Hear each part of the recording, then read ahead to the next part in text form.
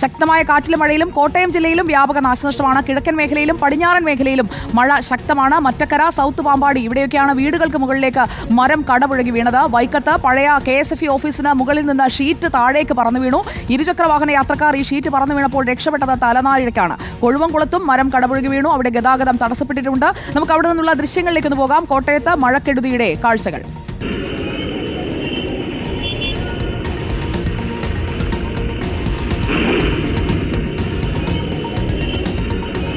പലയിടങ്ങളിലും വൈദ്യുതി ബന്ധവും താറുമാറായിരിക്കുകയാണ്. അഖിൽ കെ നമുക്കൊപ്പം ഉണ്ട്.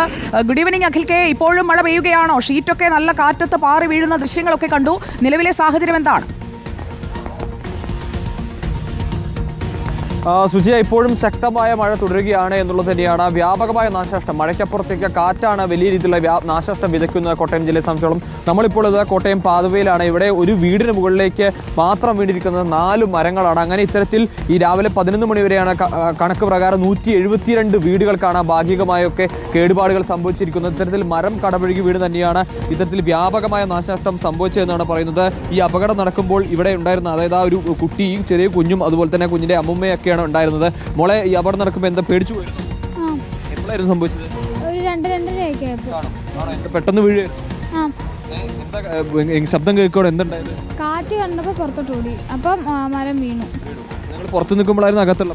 പുറത്ത് നിൽക്കുമ്പോഴായിരുന്നു. ഞാനും അമ്മയും പുറത്ത് നിൽക്കുമായിരുന്നു. അമ്മൂമ്മയായിരുന്നു ഉള്ളിലുണ്ടായിരുന്നു? അമ്മൂമ്മ ഉള്ളിലായിരുന്നു. അവിടെ ചേട്ടനുണ്ട്, നമ്മുടെ കട്ടിലിന് തൊട്ടടുത്താണ് വീണെന്നല്ലേ? രണ്ട് സൈഡിലായിട്ടും വീണു. അമ്മ കിടന്നതിൻ്റെ 2 സൈഡിലായിട്ടും മരം 4 മരം വന്ന് വീഴുമായിരുന്നു. രക്ഷപ്പെട്ടത്. അതെ അതെ. ആ മരം വീട് കിടക്കുന്ന കണ്ടില്ലേ അഖിൽ? തലനാരിഴയ്ക്കെന്ന് പറഞ്ഞാൽ വലിയൊരു അപകടത്തിൽ നിന്ന് അവർ രക്ഷപ്പെട്ടു എന്നത് വ്യക്തമാണ്. എന്തായാലും വലിയ മഴ, ആ മഴക്കെടുതിയിൽ വലയുന്ന മനുഷ്യർ. നമ്മുടെ കമന്റ് ബോക്സിലും ഒരുപാട് പേർ മഴയെക്കുറിച്ച് ഇങ്ങനെ പറഞ്ഞുകൊണ്ടേയിരിക്കുകയാണ്. പലയിടങ്ങളിലും നല്ല മഴയുണ്ട് എന്നുള്ള പ്രതികരണങ്ങൾ വന്നുകൊണ്ടേയിരിക്കുകയാണ്.